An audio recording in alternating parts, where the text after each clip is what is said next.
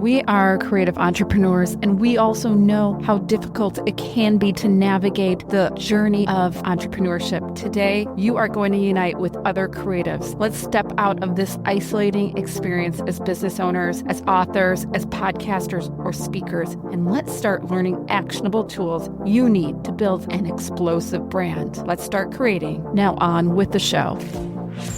Hey, creatives, are you ready to take your brand, your vision, and your profits to the next level? You are personally invited to Creative Con 2025 in Chicago. Imagine this, 2 days surrounded by the brightest, most driven creative entrepreneurs that you could ever meet in real life. This is not just a place to learn. It is your gateway to collaborations, partnerships, and opportunities like nowhere else on this planet. When you walk into Creative Con 2025, you're not just walking into workshops or talking heads. You are unlocking the secrets, the insights, and strategies that will fuel sustainable profits. Here's the kicker. Creative Con is unlike anything you've ever been to before. You will leave with a Rolodex of new contacts and a family that is beyond your wildest dreams. We are priding ourselves on making those connections. Do not sit on the sidelines right now. Use the discount CREATIVE50, CRE8, the number 8, TIVE 50, and receive $50 off your ticket price. Check out the website, get excited, because when we do these things in real life, when we create energy, when we create a community around ourselves, we are all elevated as one. We are better together. Can't wait to see you at CreativeCon 2025. I hope you all are sitting back, relaxing, and enjoying your favorite cocktail, because we have the cocktail king here right now, Brett Berish. He is the founder, CEO of Sovereign Brands. Lauren and I are totally geeks when it comes to branding. But I love brands. I'm a huge brand fan and everything having to do with that. I'm excited to be here. I'm excited to be on. You just look like you're chillaxing right now. You're like you just walked off the beach. You have a bunch of deliciously branded bottles behind you. What was the onus for this whole brand? And is it a personal brand, professional brand? Just let us pick your brain right now. Of the brands or me? Of which? The brands themselves? The brand, you exude a brand just Sure. by watching you, and just your whole product line is beautiful. It's beautifully curated. Is this something that it's a reflection of you, these brands, these bottles? And tell us about Sovereign Brands so I don't confuse everybody. Sure. So I own a liquor company called Sovereign Brands, and I'm fortunate. I like to tell everybody because I want to give you hope. I'm on my 5th successful brand, and that's unheard of in this industry. To have one is really difficult to begin with, but to have 5 is amazing. And the thing that all 5 of my brands have in common, and I love saying this, is no one believes in them in the beginning. No one ever believes. 10 years later, when they're successful, everyone's like, oh God, I love that brand. It's a great brand. It's amazing what you did. 10 years earlier, they were the first ones to say, this is never going to work. So to me, brand building is you got to believe in it. You got to love it. You got to eat it. It's got to be a part of you. You got to, it's going from mud to marble mentality. And that to me is brand building. I like that phrase. I haven't heard of that before, but I feel like it captures it so well. It does. I have to be honest. I just stole that from Rick Ross because I heard him say it once, and it took me a while to remember what the hell he said. But it's true. There's a great. I tell a story. I'm big into music, and I do this interview series called Self Made, and I have lots of musicians on. And I had this guy on who unfortunately passed away, who I love, named Nipsey Hussle. And I asked Nipsey, and Nipsey told me the secret for his success is, he said, Brett, you got to pop your trunk. And I said, Nipsey, I have no idea what that means. And what it means is, he told me, is you put your goods in your trunk, you go down to the busiest corner, you pop it, and you just got to go sell. And that, to me, he's right. That's brand building. You have to be willing to get dirty. You got to be willing to do everything and anything to go build something. Because I don't know any other way to do that. It's not about money. It's about getting out there yourself and going and doing it. I've heard something similar too. I read a book this past year by Noah Kagan, and I don't know if you're familiar with him, but he's like a businessy kind of guy. And he has a similar philosophy where, it's like, just start, like, just pop the trunk and just start, see what kind of interest you get, see what kind of reactions you get, and just kind of work it and kind of evolve it over time based on the feedback that you're getting. It seems like it lines 100%. up. Yeah. 100%. I almost look at it. I give an analogy, and I was watching this TV show called The Marvelous Miss Maisel. Have you ever seen it? I've heard of it. I've heard lots of good things about it. But there's the lead character is a comedian. She wants to be a comedian, and she goes up on stage. And I use this analogy. And a comedian it's improv. And you start with this joke. You have an idea for this joke, and you say this joke. And you go up on stage the next night, and you say the same joke, but you change it a little bit based on the first night. And you basically told this joke 30 or 40 nights in a row, but it kept changing. That to me is brand building. You have to evolve based on your audience, based on what works and what doesn't work. It's not this is why I have my own saying, sometimes not having a plan is a great plan, because sometimes what a plan does is it makes you stick to something. If you stick too long, you're going to blow it. Wow. I mean, I'm just fascinated by this. And I think so many of our clients, they don't know how to build a brand. They have a great idea, yet they don't know how to actualize it. They don't know how to streamline that. Is that something that you do, or do you have a team behind you? Where would somebody start? Yeah, to me, and again, this is me. There's many ways to, what the expression skin the cat. I only know the way I do it. And the way I've done it is, and again, I always like to say my success is based on my failures. It's when something doesn't work and I tried it, I learned something. When something does work, I lean into it. So brand building to me is this evolving thing where to me, it starts, I have to trust my gut because it's my brand.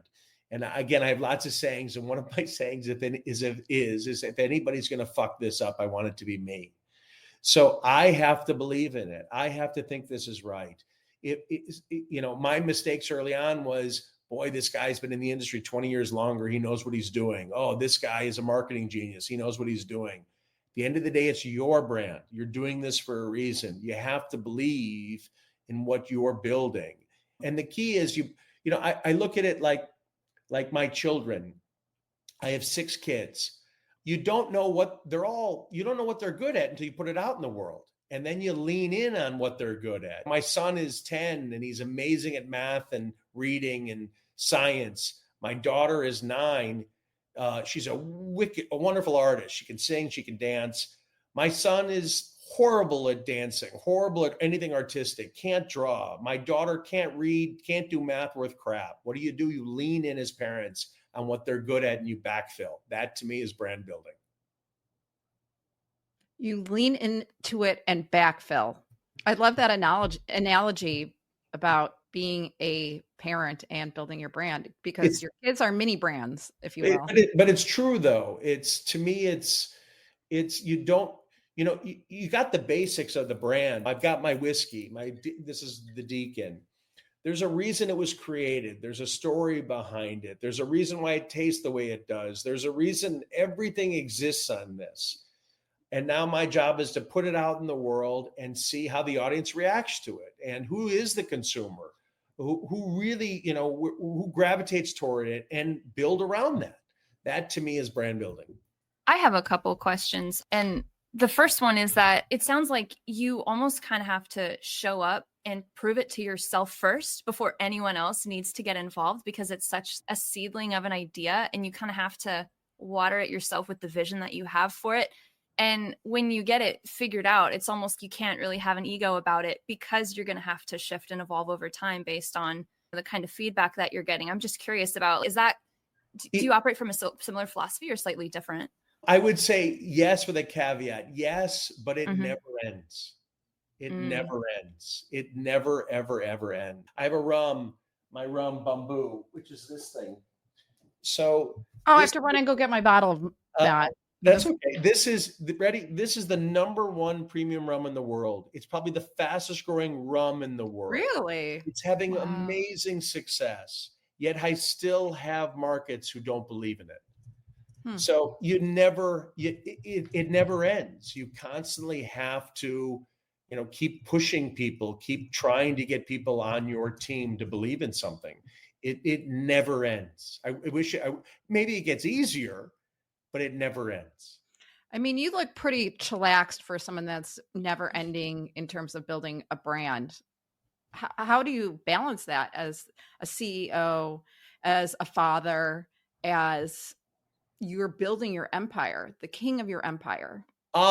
It's a good question. I don't know. You drink a lot of rum is the answer, right? Yes, exactly. I think it's my balance is, and I use everything in my life. Everything to me is a learning. I use my kids for my business. I use my business for my kids. I use the environment I'm in to learn about things. I was interviewing a perfect example. I was talking to this artist named Russ. Russ is a huge musician today. And Russ, when he started, he said he would put his music out on SoundCloud. And lo and behold, he's got fans in the state of Washington. He went to Washington and built around his fans. Lo and behold, he's fans in the Middle East because they all think he's Middle Eastern. He's not. He's from like Jersey. He went to the Middle East and he built his fans around it. To me, I learn from, and it has nothing to do with my industry, but I learn from the situations I'm in. So it's all, there's something you can pick up, or there's something I can take away that helps me. Does that make sense? It makes sense. And I love the juxtaposition of, I believe from just hearing you talk, that you love music and you love, obviously, a good cocktail. How do you merge those passions together and build those partnerships? Because you've had some pretty incredible partnerships. It's a great question. I think one of my mistakes in creating my business and my brands was I thought I needed to do exactly the same thing that the biggest companies do in my industry, the Diageos, the Bacardis, the Jim Beams. And it was a huge mistake. I had to realize I can't be them. I shouldn't care about them. I shouldn't follow them. I have to do what feels good for me. So what I've done in 25 years of this is I'm leaning into things that I like, the things that I enjoy. So I'm a huge fan of music, specifically hip hop. I've always been. If I was a huge country fan, that would be my MO. I'd be leaning into that, but that's not my space. So to me, branding to me is a natural progression. It makes my life easier of me. What are the things I like? What do I want to be involved in? And that's how it starts. There's authenticity there. So that's why I'm a big, anything you see about me is it's interesting to me. I like it. So I won't do things that's not me. What gaps did you maybe see in your niche that you really wanted to kind of put your efforts into? Like when it comes to your very successful businesses and your lines of spirits and alcohol, like how did you work that into the brand that you've created so successfully? Like what gap did you see? What were you wanting but maybe wasn't out there? Like how did you find that unique angle? It's a great question. It's honestly, in my case, I drink the industry. So when we created this one, the Deacon, I was drinking whiskey. I'm into whiskey. I want to learn about whiskeys. I'm all about it. So for me, it's what do I like? What don't I like? What's missing? What would I like to see as a taste profile? And that's where it starts. Who's my competition? Who am I after? How do I want to price myself? That's where it starts. So it's all about the category I'm after and what do I want to accomplish in that category. I wanted, if you ask me from a taste file, Brett, what did you want? I wanted something smoky. I wanted something sweet. I wanted something that tastes like bonfire, like roasting marshmallows. And I built a taste around that and then ended up in Scotland. Now I'm producing in Scotland. What do I want it to feel like? What do I want it to look like? What's the story behind it? So it's always starts with taste first, because in my view, I could have the greatest package in the world, but if they don't like the taste, they'll never come back. But packaging is also important, because if they don't see it, they'll never try it. So both of those have to be in harmony, and that's where it starts. But the difference with me, I would say, and the way we do it is there's no marketing agencies. Nobody's coming us with branding ideas. It's all gut.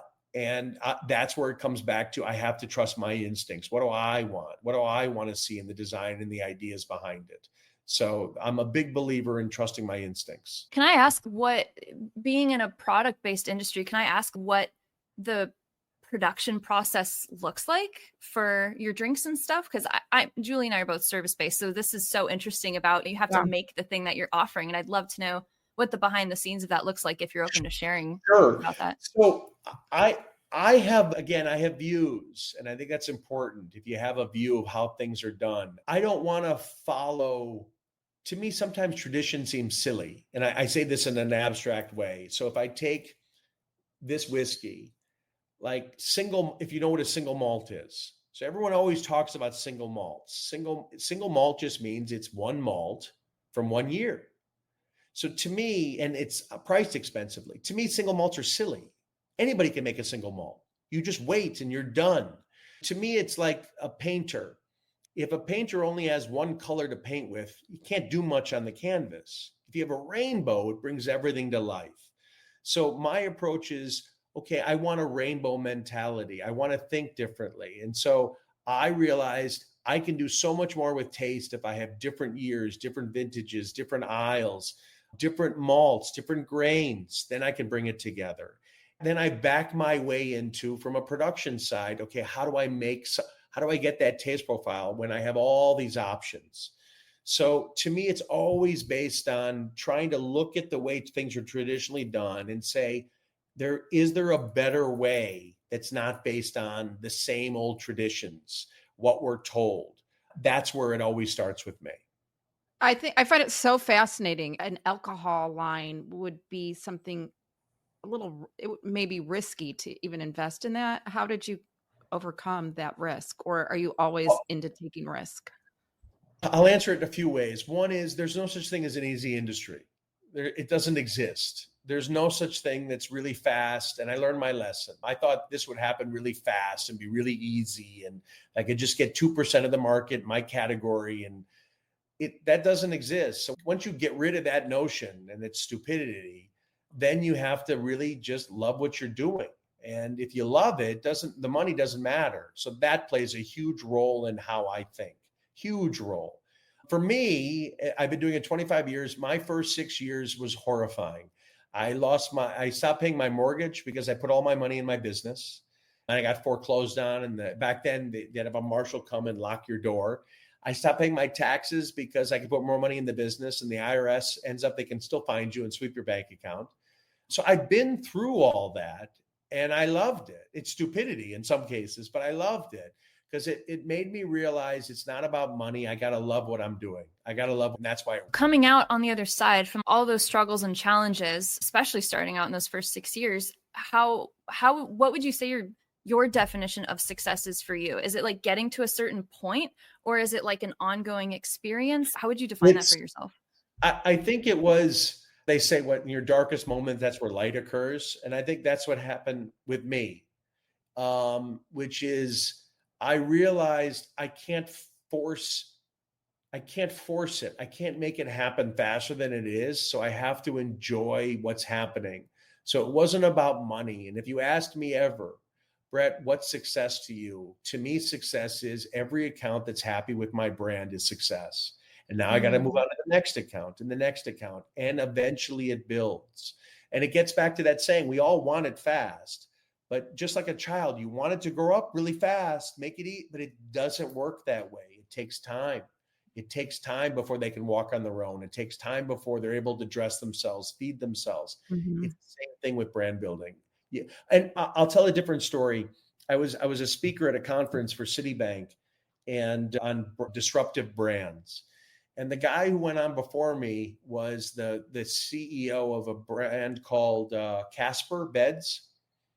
And Casper Bed is this amazing overnight 7 continents, billion in sales, raised billions of dollars, huge success. That's not my story. So some people can do it differently. My story is completely different than that one. It just took me a long time to get there, but I'm okay with that. Oops, sorry. Don't know what happened there. That's really interesting. And I think it's kind of a healthy approach to say that money is a really nice kind of side effect of leaning into your truth and doing something from the heart, but it shouldn't necessarily be the focus. And I feel like it's such a weird balance, like in the entrepreneurial space, because you need the money to grow, but you can't be overly attached to it because then you lose sight of what's important. And that's so interesting, everything that you just said. And I feel like it kind of touches But on it's that. also, it's different based on how you do it. Mm-hmm. I had investors and I hated it. And I told myself I didn't want to have investors ever again. And I got them out and I chose not to raise any money. But that also meant I'm going to grow slower. So I have to be comfortable with that. I have to be, some people do it just the opposite and they love that. And I get it, but that's not me. And Lauren, correct me if I'm wrong.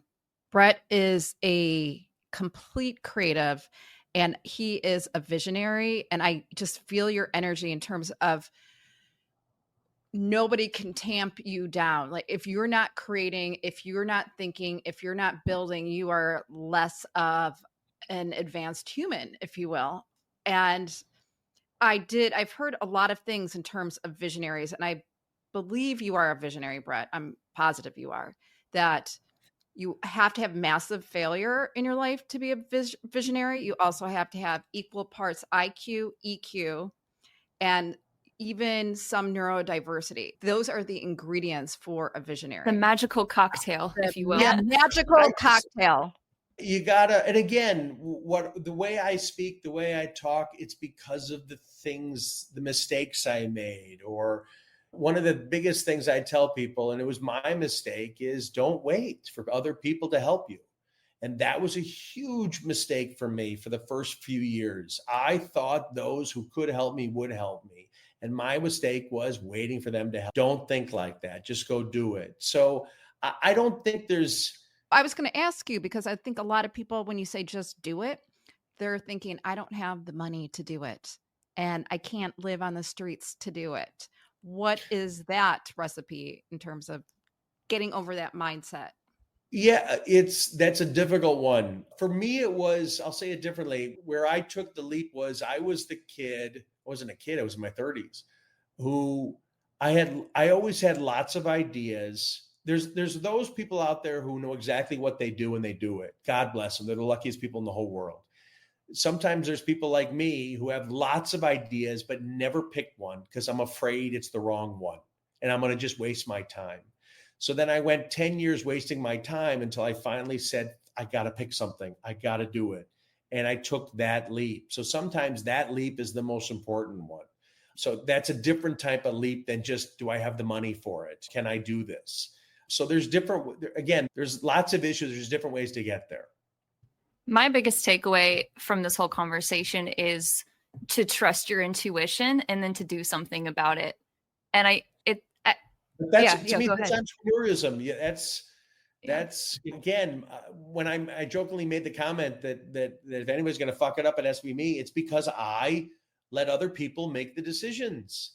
And I regret it. I should have trusted my instincts. And that maybe that comes with experience. Maybe it comes with age. Maybe it comes with scars. That's part of it. So there's not one. People always ask me, what's the one thing? There is never one thing. It's like a stew. You need lots of different things all going on at the same time. If there is one thing, you're the luckiest person in the world. And I don't know how to do that. How do you surround yourself with people that support your intuition? I just make them agree with me. No, you pay them. No, it's not intuition. I'm a fighter. I want to argue with people. I want people to disagree with me. The guy who's been with me the longest, Scott, my favorite part, he's finally leaving us in a good way. My favorite part of having Scott is he disagrees with me. So you argue it out, you talk about it, you fight for it. If you're just going to agree, that's no fun. I want a different perspective. And maybe there's something that comes out of this that I'll change my opinion and alter it a little bit or alter it a lot. But if you don't have those difficult conversations, you're not going to get better. That's good stuff.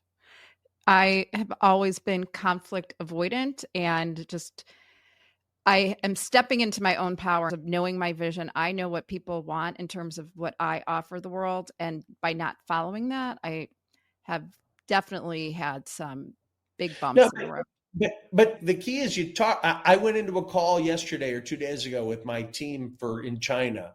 And we're launching a new brand in China. And I had this grand idea of where we should be priced. And we fought it out and fought it out. And guess what? I gave in. I'm going to go with what they suggested. But I'm glad we had that experience. And it was difficult, but I need to go through that. I think you're better off going through that. Confrontation is hard, but at the end of the day, you make the decision, whether it's something you believe in or it's not about whose idea it is. It's about the best. It's who's got the best idea. I think confrontation can spark advancement. I think it's a really healthy way to consider other perspectives and find the middle ground that is within the best interest of everyone and the company to help it scale further, to help other people experience the experience. And I really think that that's important. And I feel like you touched 100%. On a lot of great things. Yeah, it touched on so many great things. It's such a balance, entrepreneurship. And there's things that you don't even know, that it's like patting your head and rubbing your belly at the same time. And when you find that right balance, in addition to like the whole money situation too, it's just like a lot of really great things can come from it. I'm doing something in the music space right now. It has nothing to do with my industry. And what I find exhilarating, if you ask me to get in the liquor business, my response would be, don't. This is hard. This is difficult. God, it's exhausting. But the reason I'm so excited about what I'm doing in music, I know nothing. Everything seems like an opportunity because I know nothing. And I think that's a wonderful thing to experience, because that's the moment where you're willing to just do it because you don't know what the issues are. You haven't experienced it. So that it gives you hope. And that sometimes is the beauty of entrepreneurism. You have this spark where I don't care. I'm just going to go do it. That's what I say pretty much every single day. What is the legacy you are leaving by doing all the things you're doing? I need all of our entrepreneurs to know how Sovereign Brands can really help you unleash your creativity. Both good questions. I think my goal is, the beauty of why I love what I do is I want these brands to exist forever. They're timeless. It's no different than Chanel or Hermes or Porsche. I want to have timeless brands that exist forever. That's my goal. And that's why I've sold some brands. It's the worst, most difficult thing in the entire world because it's like selling a child. But ultimately, my goal is I hope they're bigger and better and stronger tomorrow. That's the goal. I think for me is if I can help people, if I can share ideas, if I can share, more importantly, I'll tell you it this way. My brother and I, when we interview people to join our company, we will tell them everything negative in the world. We don't share anything positive because we want you to know exactly what you're getting into, because then there's no surprises. So that's why for me, I don't like talking about success when it comes to my success, because that sucks. I want to hear about all the shit I went through to get there, because that gives me or the other side hope I can do it too. I think that's healthy. It's like, why shouldn't I do it? And if I'm still attracted to it, then you know you're meant for it. Exactly right. Exactly. Success ain't pretty. That's for sure too. I want everyone to check out Sovereign Brands, and we will put all the links in the show notes. You have to taste these delectable concoctions. And most importantly, look at the beautiful branding. It is outstanding. It blew me away. And the taste is the best. There's a reason why we do well, and it's all because of taste. We're better. We taste better than any other brands. Oh, Brett, you know what we're going to do? At our conference, we're making a signature cocktail called Creative Juice. Love it. Lauren, I love it. I get it. We haven't made it up. We're using Sovereign Brands. So I love it. Thank you. You'll love it. As my mom always said, keep drinking. I love your mom. I love your mom. Everybody check out Brett Berish, check out Sovereign Brands, and we will put everything in the show notes. Thank you, Brett, for being here. Truly appreciate you. Thank you guys for joining. Thank you guys. Episode of Crush Creative it. Entrepreneur Bye-bye. Podcast with your favorite entrepreneurs, Julie Lokun, Lauren Erickson, and Dominic Damaski. Don't forget to follow us, rate, review, and subscribe to the Creative Entrepreneur Podcast. Until we meet again, keep creating.